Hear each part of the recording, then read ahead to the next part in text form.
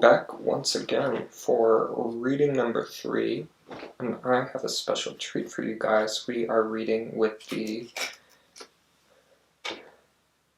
Mystic Monday? Is that what this is called? Mystic Mondays, plural, tarot deck. This is actually my first tarot deck. This is the one I originally got, and I spent a really long time studying this deck, and it just never quite clicked until I think maybe like 7 months later when I broke down and decided to get just the original Rider-Waite tarot. I think I got this one from like an Earth. No, I ordered it off Amazon, but I later saw it in an Earthbound. But yeah, it's maybe not the best one for learning tarot because it's just not quite as, the messages aren't quite as clear. So I had to go back and get kind of that basic understanding of the Rider-Waite, which this is based off of. I think this is actually a pip deck where the minor arcana is not as like depictive as the major arcana is. So it was definitely a struggle for me to learn to read, but then once I went back and got kind of that foundational Rider-Waite meanings, I found this was a better, more like intuitive deck. I like the cards because they're just so like thick. I hate cards where it's like so flimsy and like even just shuffling them like this creates bends in them. But I think my Rider-Waite has kind of like a nice medium because these are definitely like chunky cards, but they're so pretty. It's such a good deck. You have to hold them away so the ring light doesn't catch them. But happy Friday, guys! Thanks for coming back to the third reading of this week. We had a rough start, but it kind of tipped up towards the middle of the week. That Wednesday reading was definitely a little more positive than the Monday reading, but now we are back with the Mystic Monday Tarot for Friday. So I think we're just going to jump right in and see what the first card has to say about where we're standing at the end of this week.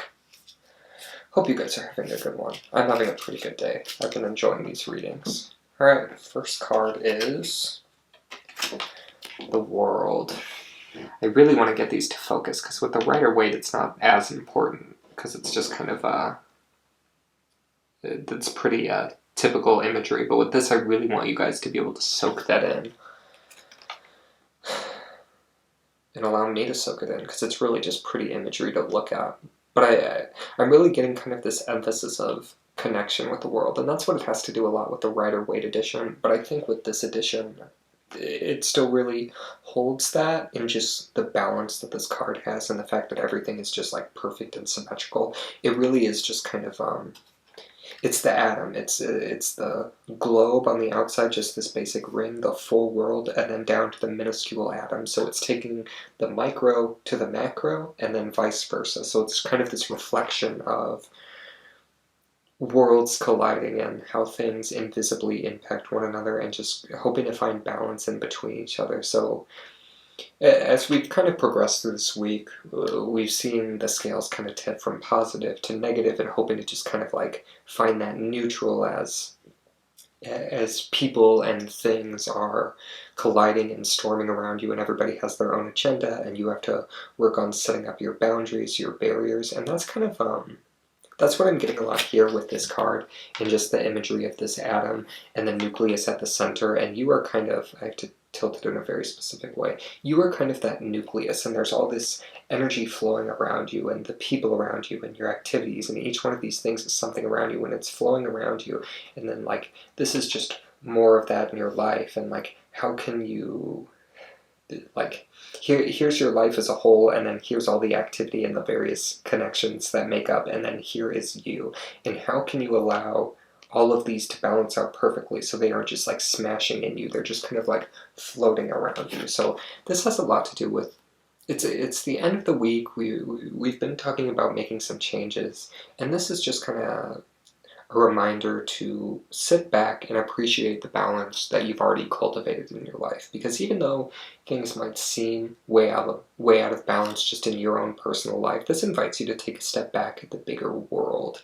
It's not just about your life and how things are going for you, and that's really important to cultivate just kind of generally, but it can also be a helpful reminder that like it's not always all about you, and there's just this whole other world of things. in some interpretations, this could be you. It could be your community.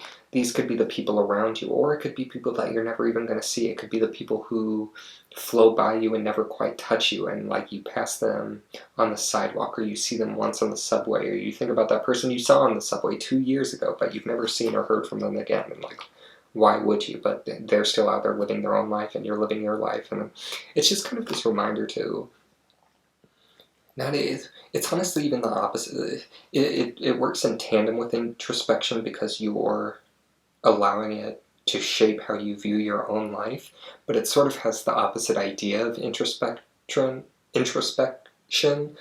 where it's kind of this looking outward and even looking beyond what you can see, imagining the things that are there that you can't see or touch, and let that kind of humble you with your own life in terms of, regardless of how things are going, it's not all about you, and that honestly makes it easier to exist as you, where it's that kind of phrase where it's like, you're simply not that big of a deal. Like, if you find yourself getting worked up over your relationship or your friendships or your life, just know that there's billions of other people on the planet and they all have their own agenda, and it kind of makes it easier to disengage from like the personal nitty-gritty of your own life when you realize that, like, hey, you're just not that big of a deal. Like, in the grand scheme of things, even the biggest deals of people are just not that big of a deal, and it allows you that just kind of the power to, it gives you the power to notice that you're powerless, and that can be freeing. You can force it to be constraining, but you really don't have any choice. You just kind of have to eventually let that go and allow that to be freeing. So this is kind of that reminder, like, take a look with your community and what's going on around you. See the new people you're meeting. Notice the people that you're never going to meet. Notice the people who are walking briskly away from you and just like down the sidewalk, and you only catch a glimpse of them, but like they have their whole life ahead of them, or a whole life behind them, or just a whole lot of things going on, and they have whole groups of people. Just allow yourself to appreciate that, because honestly it can be really freeing to your own life. Alright, next card. Princess of Wands. Okay, see how kind of like flowy her pants are, and just kind of the whole energy. She's obviously some kind of a dancer. She has this prop with her, but she's using it to assist her in her movements. It's kind of this I mean, she also embodies this freeness, this flowiness. It's kind of this dichotomy where she has like the really tight top on, but then she has the really flowy pants, and she's kind of struck this balance, and she's passionate and allowing herself to dance and flow and be free, but she has this very rigid prop, and it's kind of this dichotomy. She's balancing the world card. She's dancing, she's fiery, she's hot, she's allowing the temperature to rise. She's like pushing that heat from her into the external, and just kind of manifesting the way she wants, but allowing it to do so in this kind of like flowy dance. But you see her spine is very tall, she's very rigid, she has very proper form. That's a really interesting card. See, even just kind of talking and holding that very like fiery, passionate card, I'm starting to like speak quicker and use more gestures, and it's interesting to see how just as you're reading these cards, you really get kind of captured in the story. Like, what is she trying to tell you? How is she different from this? How is she learning from this? How is she interacting from this? Because all of these minor arcanas cards are, yes, facets of these wholes, but the major arcanas are the whole, so they're still being influenced by these other cards. So she's a very specific part of the story, but she's also one of the, like, she's not distinguishable from the story entirely. She is doing her own thing. She's focused, she's looking right at you, she's determined. So it's not so much, I'm getting from this card, it's not so much a lesson, but just kind of feel this imagery, like, wonder what she can operate as that person from the world card who's like, maybe you just don't know her, you just catch a glimpse of her, but let her be, like, spend some time looking at her, just like imagine what she's doing. What is she doing out in that desert? How is her job, how are her duties as the princess impacting her life? How has that shaped where she is and where she's going to go? Just allow her to be kind of that case study for the world card of someone who you don't know very well, but maybe want to get to know, or even just have like an appreciation that they're living a life that you don't know. She can be someone you can learn from. That just kind of dancing in the desert. She's stiff, she's rigid, she has posture. Clearly, she's done this before. She knows her form, but she's also moving. It's funny how this is a still image, but you can tell she's kind of in the process of moving. She's flowing. This is part of her routine. This is part of something she's doing. Maybe it's not specifically a dance. Maybe it's some form of combat. But allow yourself to just kind of ruminate that. Get inspiration from this card. It's the wand suit. It's about fire, it's inspiration. Maybe allow this to just be some form of an artistic inspiration. They don't all have to be some like grand lessons. Sometimes it's just about it's just about finding a little bit of inspiration for that day. And I think she can really provide that for you if you take some time. Maybe pull up the imagery on your desktop or pause the video where I showed you and just kind of spend some time thinking about it. Do a quick meditation. See what it brings up. Let me know in the comments if you do that and if you get anything from that, or if you just kind of have any basic ideas. You saw her for a second and that thought pops into your head. Could be pretty interesting. I was going to pull this card, but I'm getting this card kind of popped out of the middle of the deck as I was shuffling, so we're going to see where this one takes us. Alright, it is the Three of Pentacles. We have that triangle here. We have this very sturdy shape. That's the interesting thing about this deck, and kind of a reason why I like it, but why it's not as great for beginners. You kind of have to have this understanding of the meanings of the cards in the tarot, but then also be able to kind of put that aside and just almost meditate on the imagery that you're seeing. Like, a lot of these cards, it's not so much about like the Rider-Waite where they're specifically telling you something. It's you sit there, you kind of stare at them, you get a feeling. This is more of an intuitive deck, I think. At least that's how it is for me. Maybe you were like me and you spent a lot of time going through that little book they have, and it's a really nice book. I have it. I almost dropped it. It's this really nice book that has a lot of really cool information, and it is in color. They have a lot of information, so maybe you spend a lot of time kind of poring over that and trying to memorize it. But I think at the end of the day, it really just has to do with kind of a meditation on the shapes and the movements. So we're definitely getting this sense of sturdiness. A lot of times as you kind of go through the cards, I think it was Kellyanne Maddox did her tarot course online, and she had talked about the meanings of the numbers and how the numbers kind of translate roughly through the suits, despite them individually meaning different things. But the one is kind of that burst of inspiration, the inception. The twos have to do with balancing that out, finding the duality, the meaning, the two sides of the coin, maybe a shadow aspect of that. And the three has to do with kind of constructing these foundations. So I'm getting a really strong sense of foundation. You're building something. It is an earth sign, but we're getting a lot of this really harsh geometry. The triangle, they say, is one of the strongest shapes in geometry, where they're all like equally leaning on each other, but it also has to do with community and people, and how are you leaning on your community and building something stronger than yourself.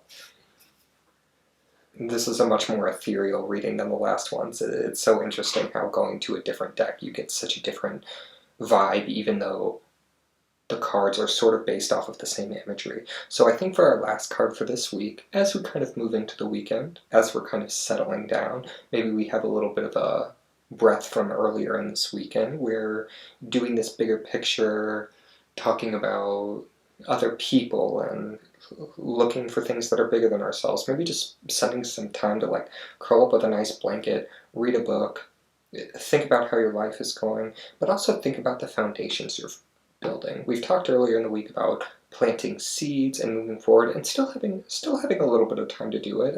It's getting later in the season. It's getting to the point where you may want to start really considering buying, at least ordering the seeds if you're not outright planting them.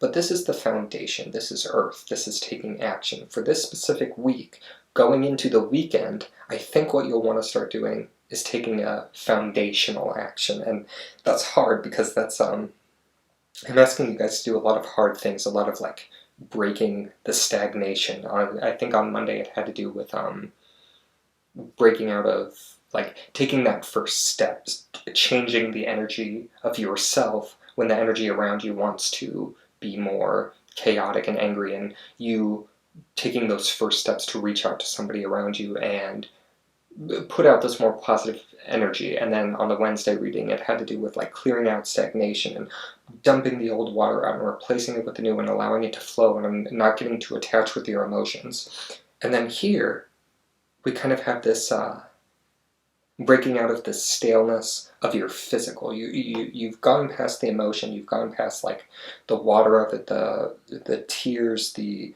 air of it, the thought on Monday, which was more had to do with like intellectualizing maybe what's going on around you and being more aware of your own like conscious thoughts and motivations of people around you, and then moving into the water, and this is the earth. You're breaking ground, I guess that's kind of where we're going with this, breaking the ground of your garden. It really is that time of year, so I feel bad for constantly telling you it's like, oh, things are here and you have to really initiate that change. But the thing about that is, once you've planted your garden, that's the hardest part. Like that's where the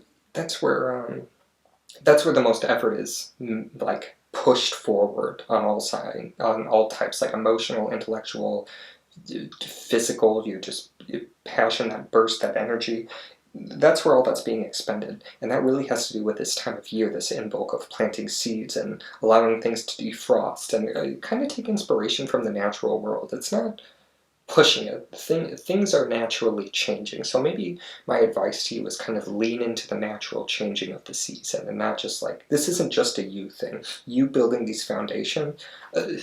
See, if all else fails and you go away from this and think like, oh, he said try to lean into how things are naturally changing in order to build my foundations, and like that's not true, and you just have to put in the work and you just have to do that. But my advice to you would be, see if you can find a way to let these foundations kind of build themselves. You don't need to, you have tools here. You don't have to be clawing at the earth with your bare hands. See if you can look around, see if there's a shovel. See if there are ways in which you can make this, in that you can like work smarter, not harder. I'm worried I'm not giving enough like clear visualizations for like what you're supposed to be doing, but I'm hoping you can just kind of get this. At the very least, sit with it, see if it means anything for you. I think for me, it really is just going to mean sitting back and seeing how I can let my foundations kind of build themselves. Like, what stone can I push? As opposed to dismantling a whole tower, what Jenga bar can I pull out and allow the whole tower to crumble before me, and then how can I guide it into falling in a way that I want it to without having to just like destroy it brick by brick and then build it right back up? How can I kind of guide it into falling so the chips are then in a place where they are more beneficial to me? And then I can just kind of like rearrange them a little bit to build a smaller tower or a few smaller towers in a different place, to where I've expended the least amount of energy to get the most bang for my buck. So really be thinking about this. Again, feel free to meditate on any of the meanings of these cards. I'm sure you can find them online. They're all very geometric and the colors are fascinating. They're honestly kind of trippy, so I think it's easier for me to get like sucked into these as opposed to be like giving you the direct story as it is with the Rider Waite. But I think this will be a really great card for kind of focusing on how you can make this easy for yourself. How can you build these foundations going forward, and how can you do it in a way that is most effective to you while expending the least amount of like harsh energy. It's not saying you're not going to have to work for it, but you're going to be doing it in a way that you're not meeting nearly as much resistance as you would have. Okay. Here we go. These are the cards for the Friday reading. I hope you guys found that kind of enjoyable. I think it was interesting going back and using a deck that I haven't used in a while, and I hope you guys got